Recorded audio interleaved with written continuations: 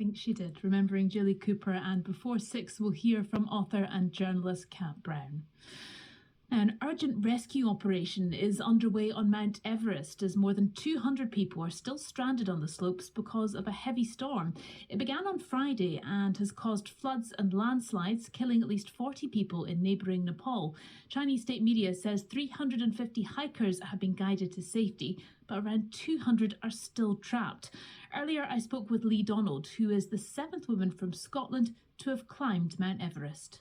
You are at the mountain's mercy, and sometimes you can have great weather, and sometimes the mountain will let you know just how small you are.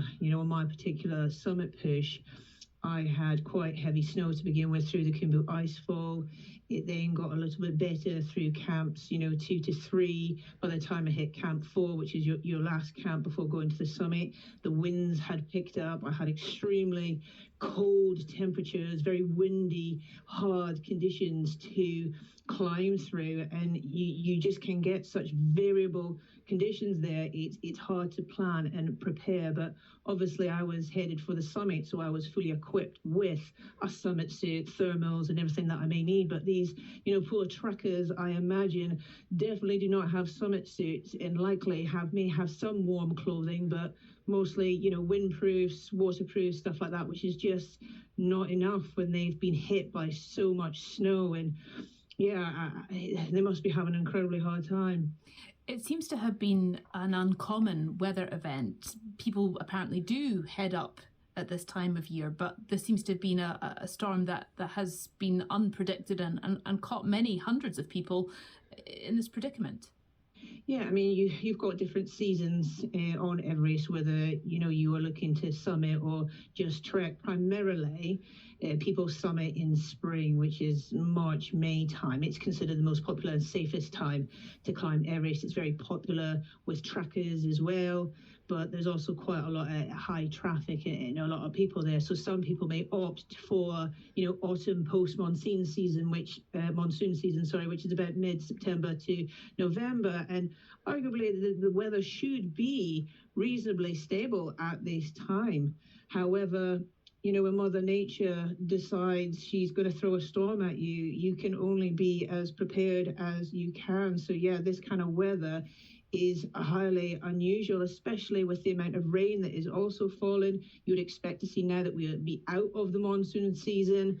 So yeah, it's taken everyone by surprise. The number of people has also, I suppose, taken people by surprise and is making this rescue effort that bit more difficult. When you went up Everest, were there many people going up at the same time?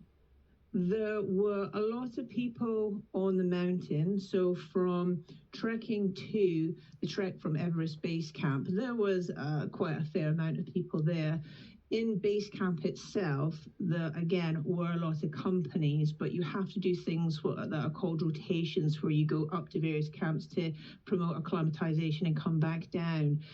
When I particularly did my summit push, a lot of the other companies were still doing their rotations. So I was thankful I was part of, I think it was the second day on the summit season, I made the summit. So there was less people on the mountain at that time. But yeah, it can get very, very overcrowded, as it proved with later waves in my group. Well, we've seen that before, haven't we? These kind of lines of people waiting to summit. Do you think there needs to be some discussion about limiting the numbers at any one time on the mountain? Absolutely. I think that would instantly solve many issues. If the Nepalese government perhaps only issued a certain amount, that would instantly reduce the number of people on the mountain, making it safer and reducing these queues that we see. So yeah, I think certainly putting a cap on permits would make a big difference to safety on the mountain. And for anyone who's in any doubt about how easy it is to go up Everest or to try and get to one of the lower camps, is there any advice you would want to give them about just how difficult and frightening it can be? Yeah, I mean, you definitely need to be physically fit. That is, a given. You have to have put in a significant amount of training.